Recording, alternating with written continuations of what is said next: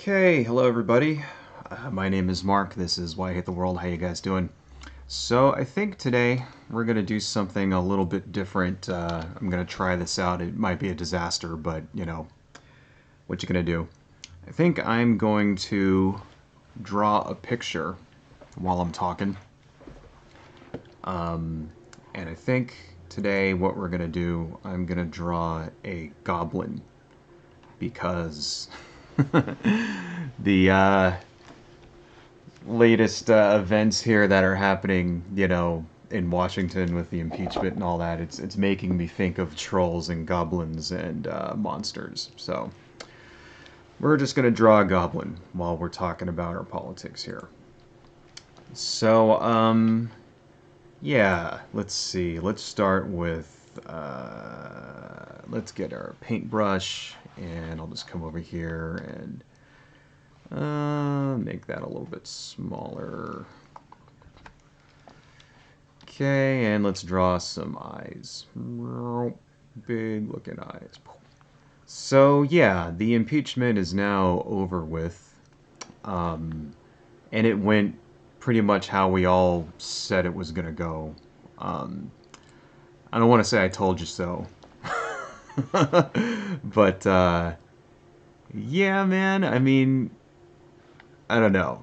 I'm seeing a lot of stuff out there on the internet now about, from the usual sort of left-leaning channels, progressive channels, things like the Young Turks and Ring of Fire and David Pakman, stuff like that. And some people are very disappointed. Most of everybody kind of already knew how this was gonna go, right? But I'm still seeing some anger. I'm seeing lots of you know, they're traitors, right? It's all rigged, blah blah blah blah blah. You know, and I just want to kind of say, like, how did you think this was gonna end? The whole impeachment thing to begin with. I mean, it's not like, I mean, we kind of already knew going into it that this was not going to actually remove Trump from office, right? At least I thought so. I don't know. I mean, I'm sure there's probably some people out there who really thought it had a chance of actually succeeding. And if you're one of those people, like, I did see a couple of comments on Reddit, stuff like that. People who actually thought that this might end with him, getting impeached. And yeah, man, if you're one of those people, I'm sorry to break it to you, but this is kind of what we all thought was going to happen. All right, like, I don't know. I mean, I think we all kind of knew this was going to be the end, right? I mean, how many Republicans did we need? What, 60, 67 to actually convict? You know, I think we all could have told you that there was just no way in hell that that was going to be possible.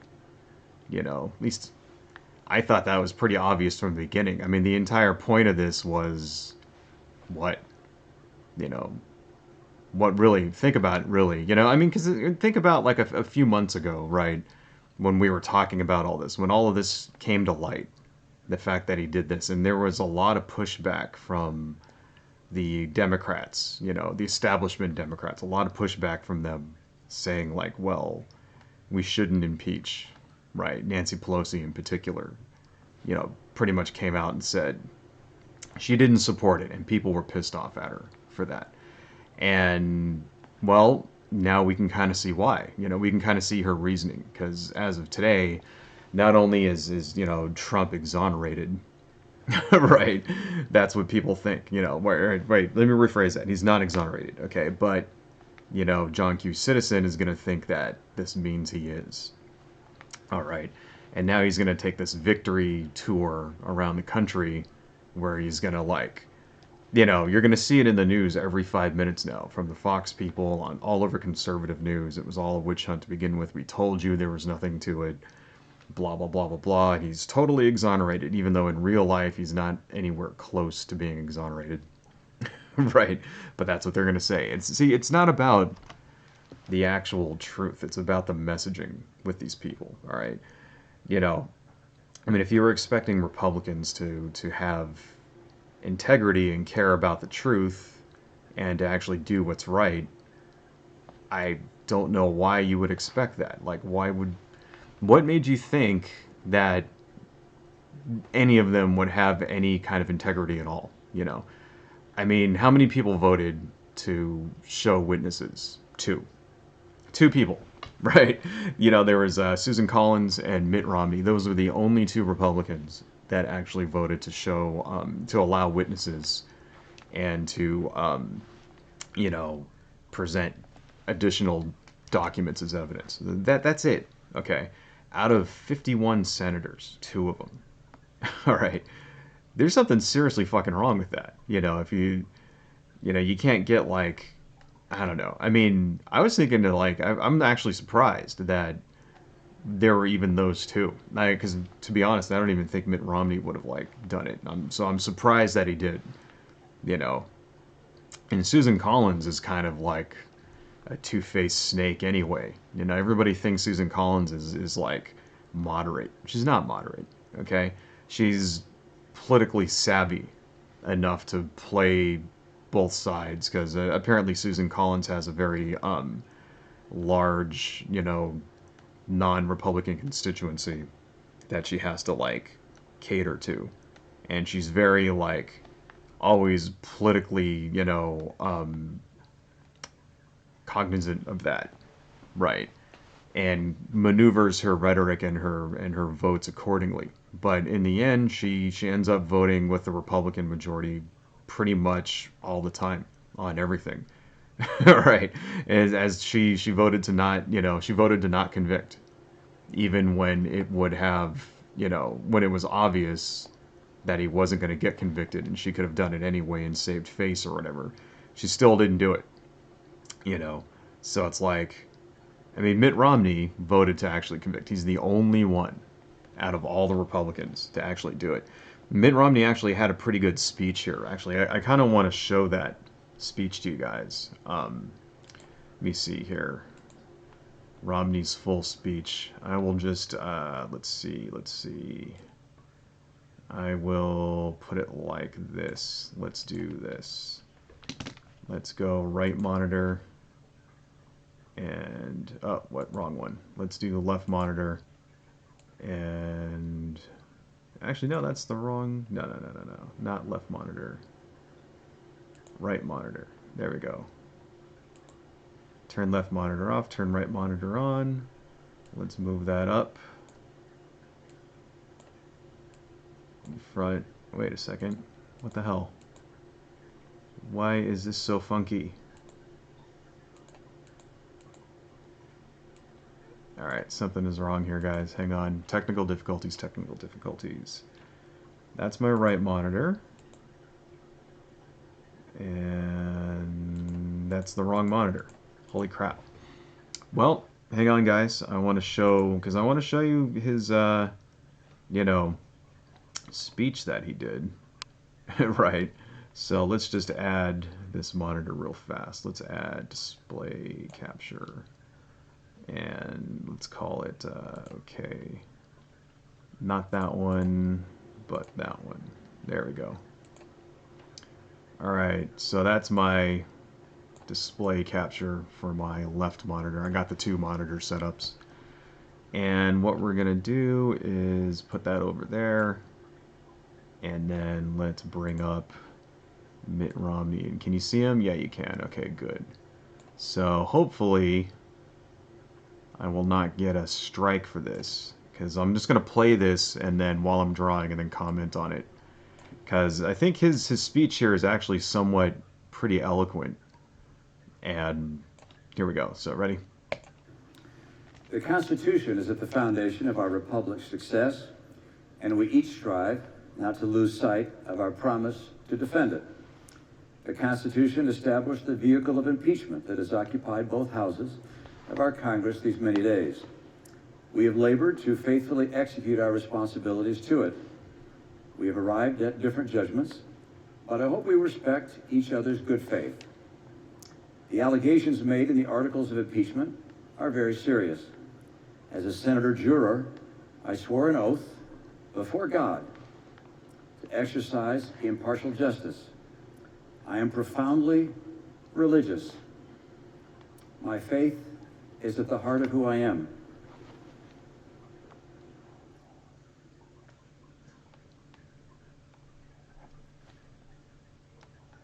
Looks like he lost track there for a second. I take an oath before Okay. God as enormously consequential. I knew from the outset that being tasked with judging the president, the leader of my own party, would be the most difficult decision I have ever faced. I was not wrong. The House managers presented evidence supporting their case, and the White House counsel disputed that case. In addition, the president's team presented three defenses. First, that there could be no impeachment without a statutory crime. Second, that Biden's conduct justified the president's actions. And third, that the judgment of the president's actions should be left to the voters. Let me first address those three defenses. The historic meaning of the words high crimes and misdemeanors, the writings of the founders, and my own reasoned judgment convinced me that a president can indeed commit acts against the public trust that are so egregious that while they're not statutory crimes, they would demand removal from office. Yeah. So, just to comment on that, this is a statutory crime. Okay, what Trump did, that's a statutory crime. You know, you're not allowed to. You know, if you were to do that, like let's say you were, you know, not, let's say you were an elected official, right, and you were to do the same kind of thing that Trump did. That is solicit a foreign government to interfere in an election, right? You could go to prison for that. The reason Donald Trump is not being, you know, indicted is because he's a sitting president. Okay, so just keep that in mind. All right. So when they say that defense, you know, you need a statutory crime ball. Yeah, this is a statutory crime. All right. It's a 100% a statutory crime. You know, in fact, a lot of the other shit that he's recently done are also statutory crimes. You know, paying a porn star, you know, with an illegal campaign contribution. That's also statutory crime. You know, Michael Cohen went to prison for that shit. You know, how come Donald Trump's not in prison? It's because he's president. So let's remember that. Okay. Anyway, moving on with Mitt Romney here. To maintain that the lack of a codified and comprehensive list of all the outrageous acts that a president might conceivably commit renders Congress powerless to remove such a president defies reason. The President's counsel also notes that Vice President Biden appeared to have a conflict of interest when he undertook an effort to remove the Ukrainian prosecutor general. If he knew of the exorbitant compensation his son was receiving from a company actually under investigation, the vice president should have recused himself. While ignoring a conflict of interest is not a crime. Yeah, something else to say about that. Please remember, okay, that... Here, kitty, move. I'm trying to talk to people. What he just said right there, yeah, the vice president should have recused himself. Right. Please remember that what Joe Biden actually did was pressure to get a prosecutor removed who was not investigating corruption. Okay. What they're trying now, what the Republican defense and spin machine is trying to lay it out as, they're basically trying to say that Joe Biden got this prosecutor removed because he was investigating his son. That's not the case. That's not what happened. All right. What happened is that this prosecutor was not investigating the type of corruption that his son was engaged in. Right. And that's why he was removed. Okay. So he was removed for not doing his job, not because he was doing his job. All right. That's why. That's the difference. Okay. All right. So that's a fundamental untruth, what he just said right there. You know, Joe Biden should have recused himself. No. Joe Biden didn't have to recuse himself because Joe Biden was doing the right thing. Moving on. It is surely very wrong. With regards to Hunter Biden, taking excessive advantage of his father's name is unsavory, but also not a crime. Given that in neither the case of the father nor the son was any evidence presented by the president's counsel that a crime had been committed, The president's insistence that they be investigated by the Ukrainians is hard to explain other than as a political pursuit. There's no question in my mind that were their names not Biden, the president would never have done what he did. The defense argues that the Senate should leave the impeachment decision to the voters. While that logic is appealing to our democratic instincts, it is inconsistent with the Constitution's requirement that the Senate, not the voters, try the president. Hamilton explained that the founders' decision to invest senators with this obligation rather than leave it to the voters was intended to minimize, to the extent possible, the partisan sentiments of the public at large. So the verdict is ours to render under our Constitution. The people will judge us for how well and faithfully we fulfill our duty.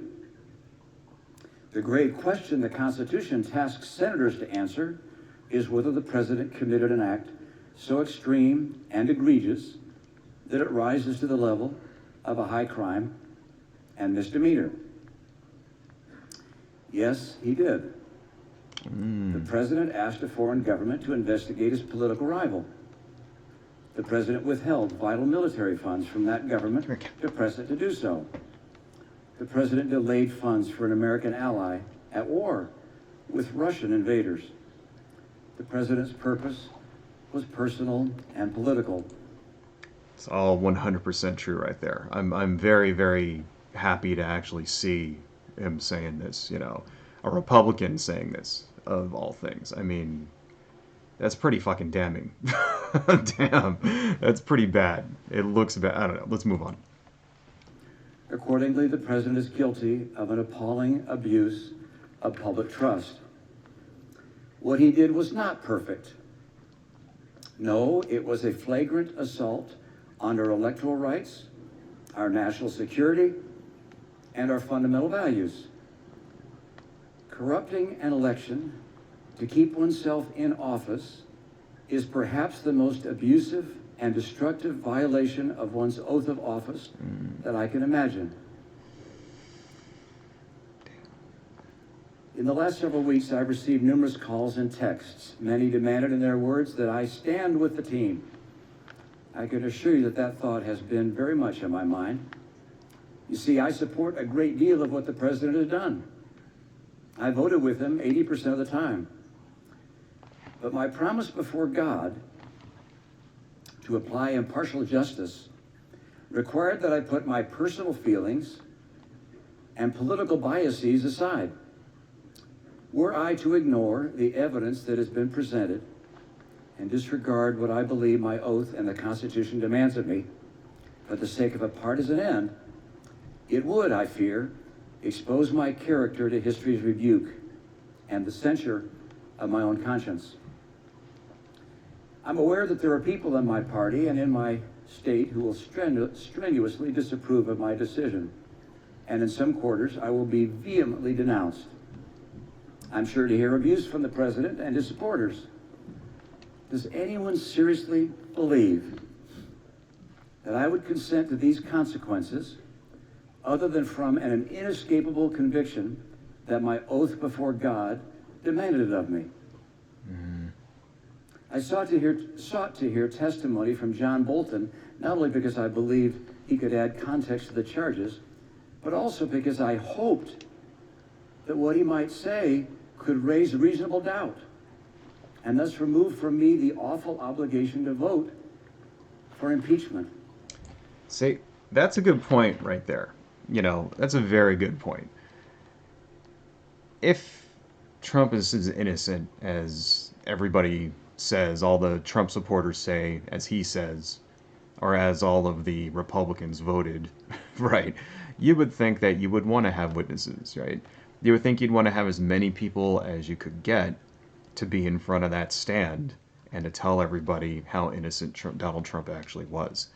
But they didn't vote to have any witnesses.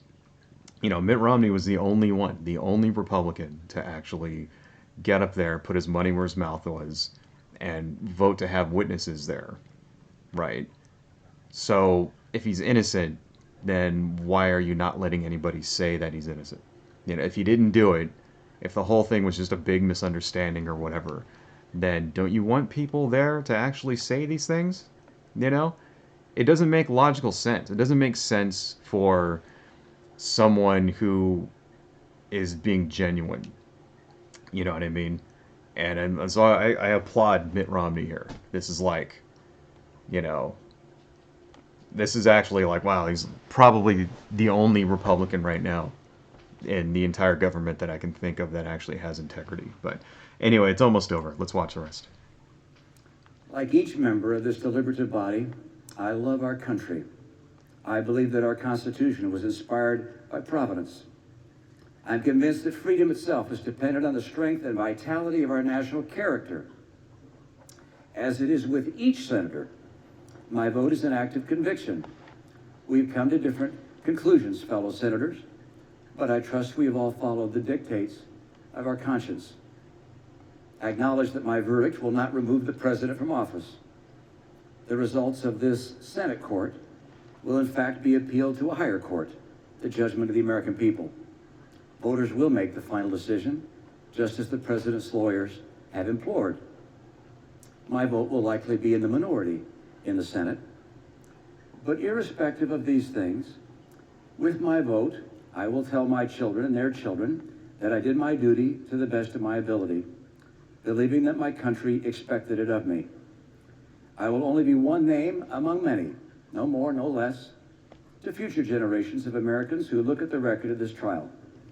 They will note merely that I was among the senators who determined that what the president did was wrong, grievously wrong.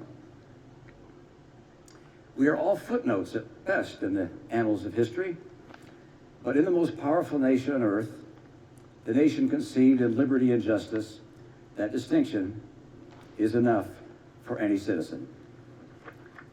Thank you, Mr. President. I yield. Damn. That was like,